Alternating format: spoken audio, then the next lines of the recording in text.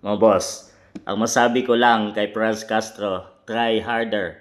Dili ninyo ako mapabagsak. Magulat ka na lang, wala ka na. From Vice President Sara Duterte sa paghain ng Makabayan Black na impeachment laban sa kanya. Nako mga boss, magulat ka na lang, mawala ka na. Hintayin mo ang pag-upo ni BP Inday. Kayong mga Makabayan Black, wawalisin kayo.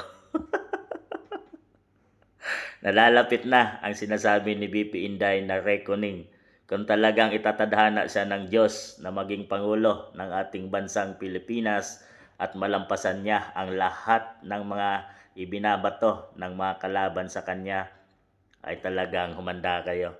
Dahil galit si BP Inday sa mga NPAs dahil salot yan doon pa lang sa Davao City mga boss. Talagang nanggagalaiti sa dyan ay maraming winalis si BP Inday at nilinis niya yung mga NPS doon mga boss. At ito, yung mga sinasabing founder ng mga grupong yan ay nakikinabang sa ating gobyerno mga boss. Sipin mo, founder sila ay nandyan sila, nagpapasarap buhay at nakikinabang sa buwis ng taong bayan. Pera nating mga mamamayang Pilipino mga boss, parang ginigisa lang tayo sa sariling mantika tong mga to mga boss. Dahil yung sahod nila dyan sa kongreso mga boss, ay yung kanilang mga budget mga boss, ay ginagamit nila doon.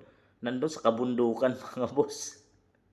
Aywan ko ba bakit may mga tao pang may mga kabataang naniniwala sa kanila mga boss. Samantalang ito, nakabistida, nakakotse, nakatulog sa mga aircon na bahay, kwarto, at kumakain ng masasarap. Samantalang yung kanilang na-recruit mga boss ay nandun sa kabundukan, kagubatan, nagtatago, nilalamok, nagugutom, at yun ay galing sa mga sikat na eskwelahan mga boss, kagaya ng mga UP.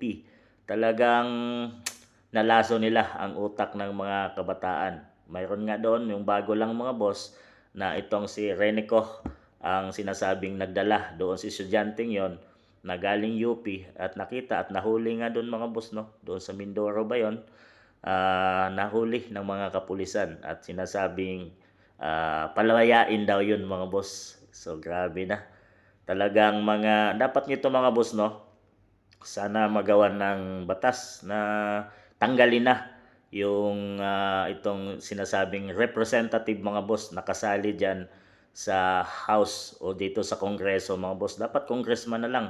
Tanggalin na yung mga representative na election mga boss dahil nagagamit sila. Kagaya ng mga ito, nagagamit dito sa dahil ilang boto lang ang kailangan nila mga boss. Di mo kailangan ng ilang milyon at makakapasok ka na dito.